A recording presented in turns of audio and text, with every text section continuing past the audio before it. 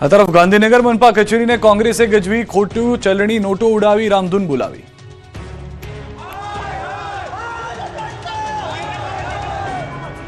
રાજકોટ બાદ ગાંધીનગર મહાનગરપાલિકાની કચેરીને કોંગ્રેસે ગજવી હતી। ભ્રષ્ટાચાર સહિતના આક્ષેપો સાથે મોટી સંખ્યામાં કોંગ્રેસના કાર્યકર્તાઓ કચેરીમાં પહોંચ્યા હતા।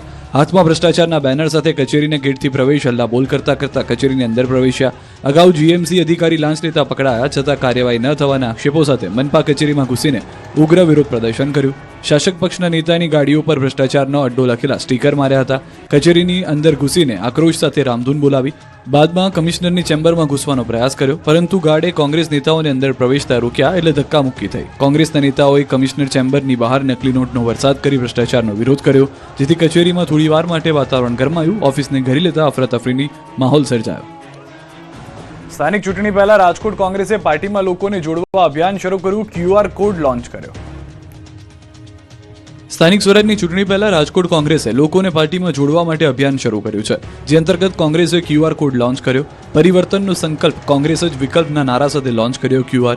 રાજકોટમાં કોંગ્રેસ ઓબીસી ડિપાર્ટમેન્ટના પ્રદેશ ચેરમેન મહેશ રાજપૂત દ્વારા સંગઠનમાં જોડાવા માટે QR કોડ લોન્ચ કરવામાં આવ્યો। કાર્યક્રમ દરમિયાન મોટી સંખ્યામાં પછાત વર્ગને કોંગ્રેસની વિચારધારા સાથે જોડાવા અનુરોધ કરવામાં આવ્યો। આ પહેલ દ્વારા અનામત માટેની માંગને પ્રોત્સાહન મળશે અને સમાજને તેમના અધિકારો માટે સક્રિય થવાનો મંચ મળશે। સ્થાનિક ચૂંટણી પહેલા આપે 460થી વધુ ઉમેદવારોનું પ્રથમ લિસ્ટ જાહેર કર્યું। સ્થાનિક સ્વરાજની ચૂંટણીને લઈને આપે 460થી વધુ ઉમેદવારોનું પ્રથમ લિસ્ટ જાહેર કર્યું છે। રાજ્યની 15 મહાનગરપાલિકા, 84 નગરપાલિકા, 11 નગરપાલિકાઓની 13 બેઠક, 34 જિલ્લા પંચાયત અને 260 તાલુકા પંચાયતની ચૂંટણીને લઈને આપે યાદી જાહેર કરી।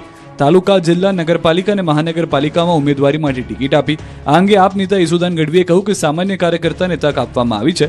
460થી વધુ એવા ઉમેદવારોને ટિકિટ આપવામાં આવી છે જે સામાજિક રીતે સક્રિય છે અને ખરેખર સામાન્ય લોકો છે। સુરતના ખજોદ ડમ્પિંગ સાઇટ પર 52 દિવસમાં ફરી આગ લાગતા ધુમાડાના ગોટે ગોટા દેખાયા। જાણે વાદળો નીચે આવી ગયા હોય તેવા દ્રશ્યો સુરતની ભયંકર આગના છે। દક્ષિણ ગુજરાતના સૌથી મોટા ગણાતા ખજોદ ડમ્પિંગ સાઇટ પર ફરી એકવાર ભીષણ આગ ફાટી નીકળી। માત્ર 52 દિવસના ટૂંકા ગાળામાં બીજી વખત હીરાબુચની પાછળ આવેલા કચરાના ઢગલામાં લાગેલી આગને કારણે સમગ્ર વિસ્તારમાં ધુમાડાના કાળા વાદળો છવાઈ ગયા। બપોરે અચાનક ફાટી નીકળેલી આગ જોતજોતામાં વિકરાળ સ્વરૂપ ધારણ કરી ચૂકી। આગ એટલી ભીષણ છે કે તેના ધુમાડાના ગોટા કિલોમીટર દૂર સુધી જોવા મળ્યા છે। ખજોદની આસપાસના વિસ્તારમાં જેવા કે વેસુ, વીઆઈપી રોડ અને અલથાણમાં રહેતા લોકોને રોડ પરથી જ ધુમાડાના ગોટા દેખાયા। આખા વિસ્તારમાં ધુમાડાનું સામ્રાજ્ય છવાયું। આ અંગેની જાણ થતાં ફાયર બ્રિગેડની અનેક ગાડીઓ ઘટના સ્થળે પહોંચી અને પાણીનો મારો ચલાવ્યો। થોડા દિવસ પહેલા પણ લાગી હતી આગ પર કાબુ મેળવવામાં ફાયર વિભાગને 3 થી 4 દિવસ લાગી ગયા। ત્યારે ફરી એકવાર આગ લાગતા નાસભાગ મચી ગઈ છે। વડોદરામાં પેટ્રોલની ટાંકી ફૂલ કરાવીને યુવા